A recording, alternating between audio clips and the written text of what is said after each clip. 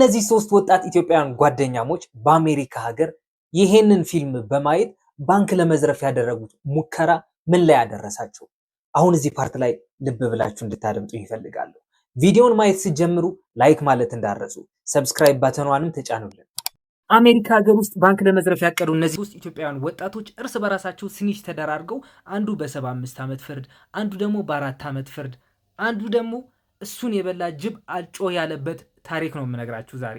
እንደ ሌባ እኮ አባወራነትን የሚፈታተን ሰው እዚች ምድር ላይ የለም። አስቡት፣ አንድ ቀን ከሚስታችሁ ጋር ተኝታችሁ እነዚህ ሶስት ሌቦች ገብተው ያላችሁን አውጡ። መሸፋፈንሽን ተይ አንቺ። ግን ጉዳዩ እንደዛ አልነበረም። ስለ ሌባ ጀነራላይዝ ለማድረግ ያክል ነው እንጂ እዚህ የምትመለከቷቸው ሶስት ሸበላ ወጣቶች አሜሪካ ሀገር ውስጥ ስላደረጉት የቤት ሳይሆን የባንክ ዘረፋ ነው የምናየው ዛሬ። እናም አያችሁ፣ እነዚህ ሶስት ትውልደ ኢትዮጵያውያን የሆኑ ወጣቶች ዮሴፍ፣ ዮሐንስና ብሩክ ይባላል። ሆሊውድ የሰራቸው ፊልሞች ስንቶቻችን አጃጅሏል መሰላችሁ? እናም እነዚህ ሶስት ወጣቶች ደግሞ ይህንን ባንዲት የተሰኘውን ፊልም አይተው ነበረ ለምን ባንክ አንዘርፍም ብለው የተነሳሱት። እና ስንት ያክል ዶላር ዘረፉ፣ ስንት ስተካፈሉ የምትሉ ከሆነ አሁን እዚህ ፓርት ላይ ልብ ብላችሁ እንድታደምጡ ይፈልጋለሁ። እናም የዚህ የባንክ ዘረፋ እቅድ ጠንሳሽ የነበረው የ24 ዓመቱ ወጣት ዮሐንስ ነበረ። እናም ዮሐንስ ደግሞ ምን ነበረበት? ችግር ነበረበት። እዛ ጋር ያዙልኝ። ግን እነዚህ ሁለት ጓደኞቹ ብሩክና ዮሴፍ የት ሊያገኛቸው ቻለ? ግን ካሁኑ የምነግራችሁ ነገር ቢኖር ዮሴፍ በህይወት ስለሌለ ካሁኑ ነፍስ ይማር ማለት ፈልጋለሁ። እናም እነዚህ ሶስት ጓደኛሞች የተገናኙት ቨርጂኒያ ውስጥ ማውንቴን ሚሽን ስኩል በተባለ ትምህርት ቤት ውስጥ ነበረ። ስለዚህ ትውውቃቸው ከሃይ ስኩል እስከ ዩኒቨርሲቲ ድረስ ነበር ማለት ነው። እናም ችግር ኖሮባችሁ ባንክ ለመዝረፍ ስታቅዱ ባንክ ውስጥ የሚሰራ ሰውም እቅዳችሁ ውስጥ ማካተት ይኖርባችኋል፣ በጥብቅ መከታተልም ይኖርባችኋል። ለዛ ነው ዮሐንስ እነዚህ ሁለት ሰዎች ላይ አይኑ ጣል ያደረገባቸው። ላክሪስታና ጄምስ ይባላሉ። ኤንድ ኦፍ ኮርስ ባልና ሚስት ናቸው። ላክሪስታ ደግሞ እዛ አቅራቢያ የሚገኝ የባንክ ብራንች ስራ አስኪያጅ ነበረች። እናም እነዛ ሶስት ጓደኛሞች ልክ እንደ ክሪንጅ የሆነ አፍቃሪ በመኪናቸው ይከታተሏት ጀመረ። እናም አምሽታ ነበረ ወደ ቤቷ የምትገባው። እናም እቅዱ ሊከናወንበት በታሰበበት ዋዜማ ማለት ደግሞ ዲሰምበር 26 በ2008 በፈረንጆች ላክሪስታ አምሽታ ወደ ቤቷ ስትገባ እነዛ ሰዎች ደግሞ የሆነች ቁጥቋጦ ላይ ተደብቀው ይቆዩትና ልትገባ ስትል እያዘው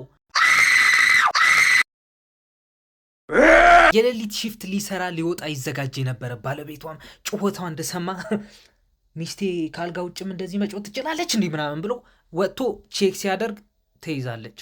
ቡራ ጩቤ ይዞ ከላክሪስታ ጀርባ ቆሟል። ጆ ደግሞ ሽጉጥ ይዞ ከጎኗ ቆሟል። የላክሪስታ ባል ማለት ደግሞ ጄምስ ሚስቱ እንድትጎዳበት ስላልፈለገ እጁን ይሰጣል። ከዛ በኋላ ነበሩ እነዚህ ሶስት ሰዎች ወደ ቤታቸው አስገብተው እጃቸውን ወደ ኋላ ጠፍረው ያሰሯቸው።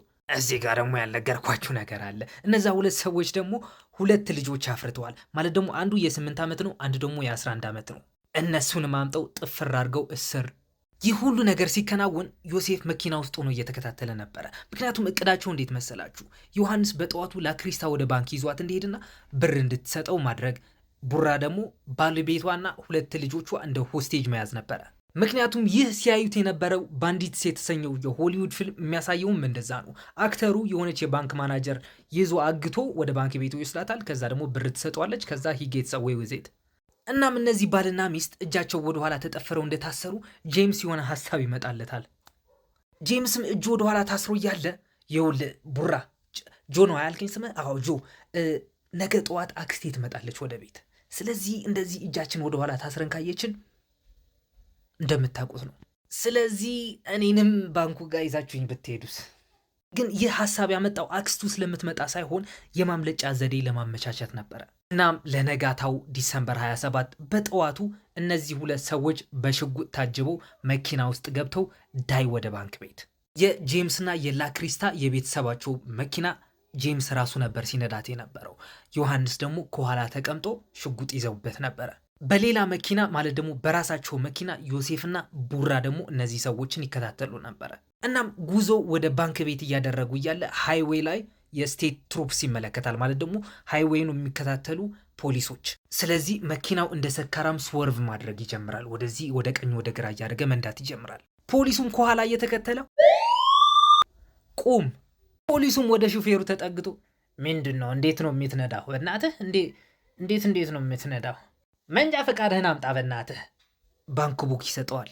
ፖሊሱ ግን ለምንድነው መንጃ ፈቃድ ጠይቄው ባንክ ቡክ የሰጠኝ ምናምን ብሎ እያሰላሰለ እያለ ጄምስ ወደኋላ ዞሮ ዮሐንስ የያዘውን ሽጉጥ ጥፍር አድርጎ ይዘዋል። ከዛም ጄምስ መጮ ጀመረ። ሽጉጥ ይዟል፣ ሊገለል።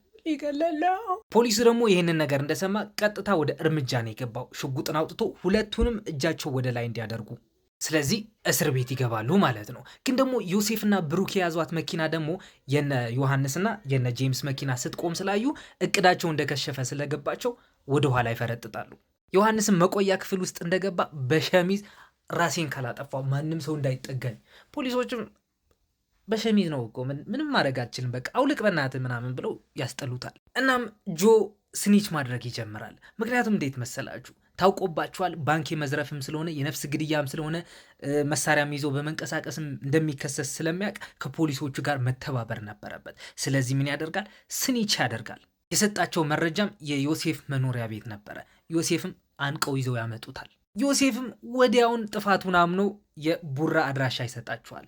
ቡራ ግን ሊገኝ አልቻለም ስላችሁ እስከዚህች ዕለት ድረስ የት እንዳለ የት እንደገባ እሱን ያየ ሰውም እንደሌለ ይነገራል። ስለዚህ እነዚህ ሁለት ሰዎች ፍርድ ቤት መቅረብ ነበረባቸው። እናም የዮሐንስ ጠበቃ በ2007 ቨርጂኒያ ቴክ ዩኒቨርሲቲ ውስጥ የደረሰ ጭፍጨፋ ነበረ። ሽጉጥ ይዘው ገብተው ብዙ ሰዎች ገድለው ነበረ። እናም በዛን ሰዓት እሱ ነገር ዊትነስ ስላደረገ ሳይኮሎጂካሊ ተጠቅቷል፣ ይሄ ልጅ ደህና አይደለም በሚል ማስተባበያ ያቀረበ። ዮሴፍ ያደረገው ነገር ቢኖር ግን ከአቃቢ ሕግ ጋር ነበር የተስማማው። ማለት ደግሞ ፕሊዲል የሚባል ነገር አለ። ተከሳሽ ከመሆን ተባባሪ ነበረ በሚል እንድትከሰስ የማድረግ ሲስተም ማለት ነው። እናም ከፍርድ ቤቱ በመተባበር ጓደኞቹ ላይ ስኒች አድርጎ 4 ዓመት ተፈረደበት ማለት ነው። ዮሐንስ ግን በ75 ዓመት ጽኑ እስራት ነበር የተፈረደበት። ቡራ የበላ ጅብ ግን እስካሁን አልጮኋለ ነው የምላችሁ። ብቻ ግን ዮሴፍ በ2023 ምክንያቱ ባልታወቀ ምክንያት ከዚህ ዓለም በሞት ተለይቷል። ዮሐንስ ደግሞ የተፈረደበት ዓመት ሰርቭ እያደረገ ይገኛል። ብቻ እስካሁን የለፈለፍኩትን ነገር ከተመቻችሁ ኦፍኮርስ ይመቻችኋል። ላይክ ማለት እንዳረሱ፣ ፕላስ ምልክቷንም ተጫንሉኝ። ባዮ ላይ ያለው ሊንክ ጋር በመሄድም ሰብስክራይብ አድርጉልኝ። ይሜ